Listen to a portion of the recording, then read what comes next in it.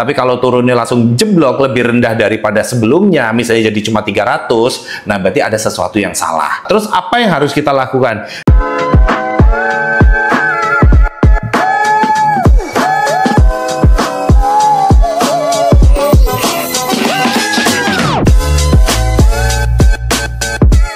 Halo, selamat siang teman-teman semuanya. Selamat datang di channel Deddy Lim. Saya akan membacakan satu pertanyaan lagi seputar iklan di Shopee, perbandingan antara iklan manual dan GMV Max. Pertanyaan dari Anggi Novita seperti ini.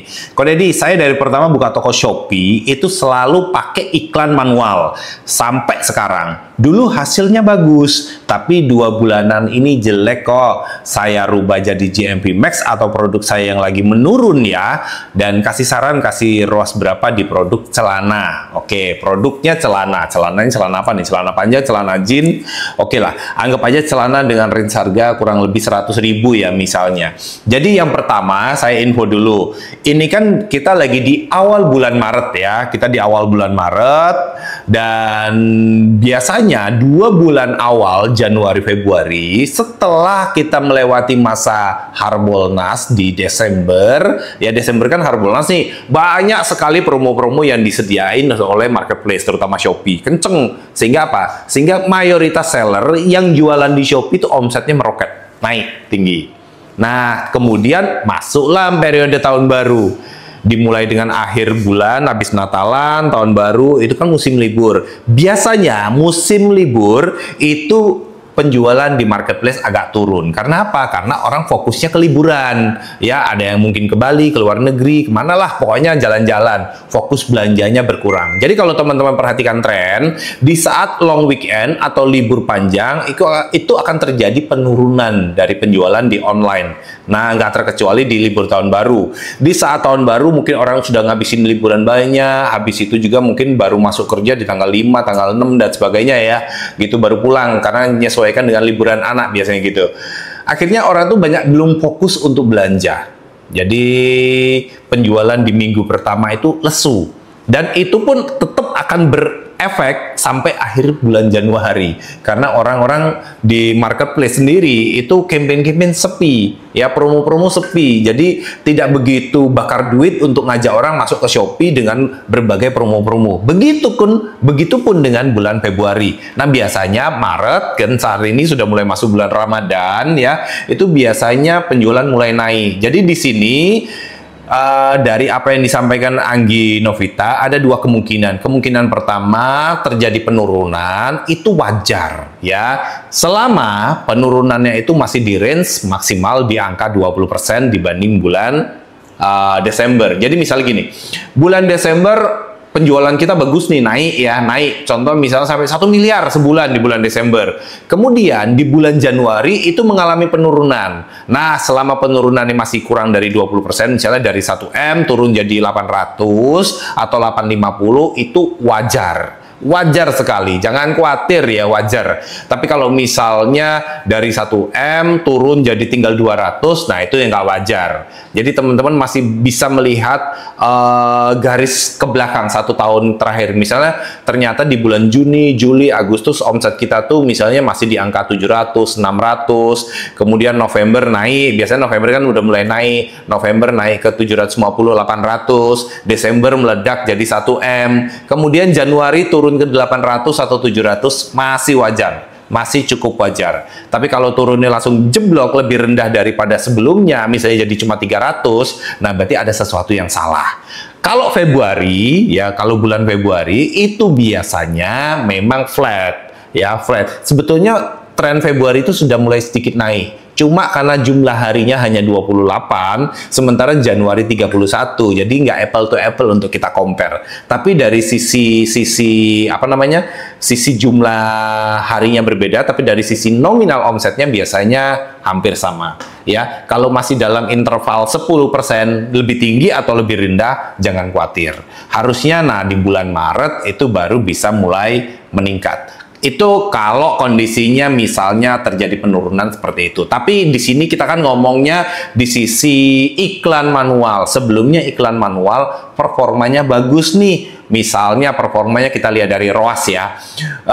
Dulu iklan manual ROAS-nya bisa 15 misalnya gitu. Kemudian sekarang kok menurun. Menurun itu ROAS-nya jadi lebih rendah. Sekarang kalau iklan manual ROAS-nya cuma di angka 7, di angka 6, padahal sebelumnya bisa 15. Berarti ada yang salah. Bisa jadi memang ada yang salah. Terus apa yang harus kita lakukan? Yang harus kita lakukan adalah selama itu sudah memang melenceng jauh ya. Misalnya dari sebelumnya target ROAS-nya di angka 15 dan sekarang tinggal 5 misalnya, kan udah cukup jauh banget ya.